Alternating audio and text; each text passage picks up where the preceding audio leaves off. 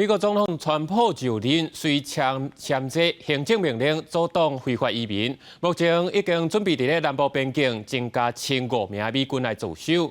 另外嘛，强势要求联邦政府内部负责多元平等相关业务的员工开始休假，准备裁员。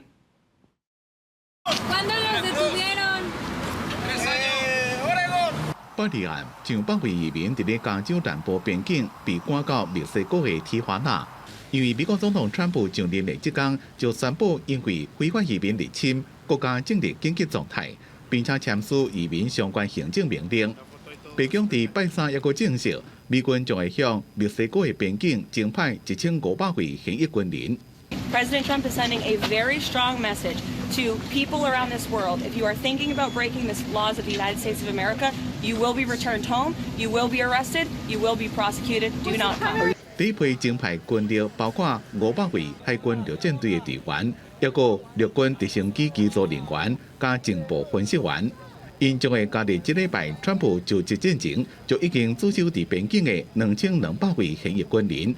也有几多千位国民警卫队的成员。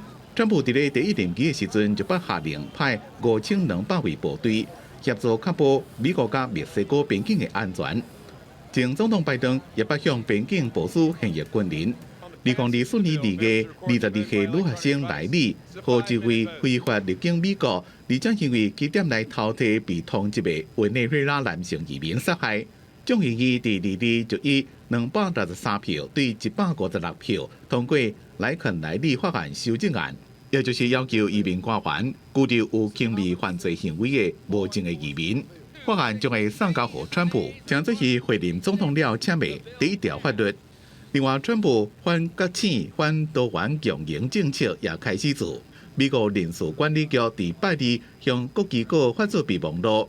除了和 DEI 办公室，也就是负责多元平等包容政策的职务的员工，开始向有薪假以外，也阁要求各机构提掉所有甲 DEI 相关的官方网页，也阁会取消所有甲 DEI 相关的备份或者是合约，并且伫10天内向政府办公室报告，看是毋是也阁有 DEI 计划想要用改名的方式阁偷偷做，若无将会面临着不良效果。 这项做法也和民主党的众议员批评。 The misinformation and disinformation on what DEI hire is has been that there's an individual hired because of their diversity, and many of these positions are positions in which the person is responsible for diversifying the workplace, for recruitment, for retention, for creating a space that is welcoming for everyone. 除了冻结招聘。 川普也阁宣布一项返回办公令，要求联邦政府员工结束自新冠疫情以来的远距工作模式，恢复1礼拜5天到办公室上班。公司新闻张玉林编写。